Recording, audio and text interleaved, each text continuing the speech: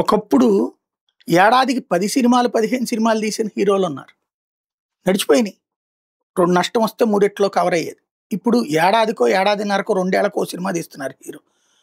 అది పోతే నిర్మాతలు పోతున్నారు, డిస్ట్రిబ్యూటర్లు పోతున్నారు, అందరు నాశనం అవుతున్నారు. సక్సెస్ అవుతున్నది అత్యంత పరిమితం.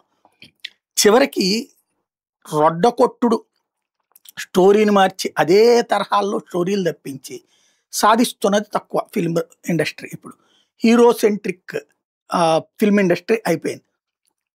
ఆ ఇంపాక్ట్ కనబడుతుంది. అయితే ఇవాళ చివరికి కథల కొరత, సినిమాల కొరతతో రిలీజులు సూపర్ హిట్ అవుతుంది.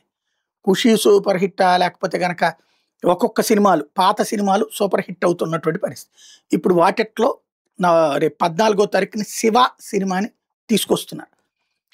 వాస్తవంగా మా కాలేజీ డేస్లో ప్రత్యక్షంగా చూసిన వాళ్ళం అనమాట. శివ సినిమా ఇంపాక్ట్ కాలేజీలలో ఉన్నటువంటి యువత జీవితాన్ని మార్చేసిందని చెప్పడంలో అతిశయోక్తి లేదు. ఆ రోజున రౌడీయిజం అంటే భయం, ఎందుకంటే ప్రత్యక్షంగా చూసేవాళ్ళం మేము. కాలేజీల దగ్గర ఎలాంటి రౌడీయిజాలు జరుగుతుంటాయి అన్నటువంటిది. ఉన్నట్టుండి జీబులు వేసుకొచ్చి కొట్టేవాళ్ళు, లేకపోతే మరొక రకం. వీటన్నిటికీ శివ సినిమా తర్వాత ఊపు వచ్చేసింది. అప్పటిదాకా అది ఒక తప్పుడు పని. అప్పటి నుండి అది హీరోయిజం అయిపోయింది. చేతుల్లో బకిల్స్ పెట్టుకునేవాళ్ళు, చేతుల్లో సైకిల్ చైన్లు పట్టుకుని కాలేజీకి వచ్చేవాళ్ళు, ఈ సంఖ్య పెరిగిపోయింది ఆ రోజుల్లో. ఈవెన్ లెక్చరర్లు భయపడేటటువంటి రోజులకి వచ్చినటువంటి సిచ్యుయేషన్. ఓవరాల్గా అసలు సినిమా చరిత్రలో మొత్తం మార్చి పడేసింది అని చెప్పడంలో అతిశయోక్తి ఏం లేదు. ఒక రకంగా చెప్పాలంటే ఆ శివ సినిమా తర్వాత గవర్నమెంట్ కాలేజీల మీద భయం వేసి తల్లిదండ్రులు కార్పొరేట్ వైపు పంపించారేమో అని చెప్పాలి. ఆ తర్వాతనే కార్పొరేట్లు బాగుపడ్డాయి, కార్పొరేట్లు ఎదిగినాయి. ప్రైవేటు కార్పొరేట్, గవర్నమెంట్ వాటిట్లయితే కనుక రిస్ట్రిక్షన్ ఉండదు, ప్రైవేట్ వాటిట్లయితే కనుక రిస్ట్రిక్షన్ ఉంటుందని చెప్పేసి అటుకు పంపించడం ప్రారంభించారు తల్లిదండ్రులు. ఒక రకంగా చెప్పాలంటే రాష్ట్ర చరిత్రలు అంటే సినిమాలు ఎంత ప్రభావం చూపెడతాయి అంటే ఖచ్చితంగా చూపెడతాయి. కొన్ని ప్రభావం అట్లా చూపెడుతుంటాయి. అలాంటి సినిమా గురించి చిరంజీవి గారు ఒక కామెంట్ చేశారు. శివ చూసి నేను ఆశ్చర్యపోయా. అది సినిమా కాదు, విప్లవం.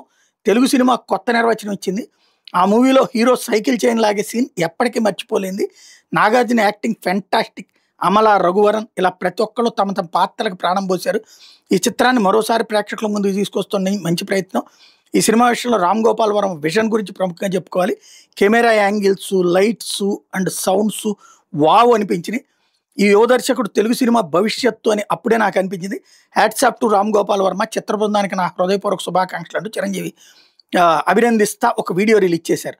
అప్పట్లో సినిమాకి సంబంధించి 36 ఏళ్ల తర్వాతన ఈ నెల 14న బాక్స్ ఆఫీస్కి వస్తున్నాం. దీని మీద రామ్ గోపాల్ వర్మ చాలా బాధ్యతాయుతంగా, చాలా హృదయంగా స్పందించారు. ఒకప్పుడు చిరంజీవితో ఆయన సినిమా దిగిపోతున్నారు, బిగిన్ కూడా అయిపోయింది, ఆ తర్వాత ఏమైందో తెలియదు, కట్ అయిపోయింది అంటారు. అప్పటి నుంచినే మెగా కుటుంబానికి రామ్ గోపాల్ వర్మకి పడదు. రామ్ గోపాల్ వర్మ మెగా కుటుంబం మీద చాలా తీవ్ర వ్యాఖ్యలు చేశారన్నటువంటి ఫీలింగ్ కూడా ఉంది. ఇప్పుడు ప్రచారం కూడా ఉంది. ఇప్పుడు థ్యాంక్స్ చిరంజీవి గారు, అనుకోకుండా మిమ్మల్ని ఇబ్బంది పెట్టుంటే ఈ సందర్భంగా క్షమాపణలు కోరుతున్నా, విశాల హృదయంతో మా టీంని విష్ చేసినందుకు మరోసారి కృతజ్ఞతలు అంటూ రామ్ గోపాల్ వర్మ ట్వీట్ చేసుకొచ్చారు. ఇది ఓవరాల్గా తాజాగా జరిగిన పరిణామాలు.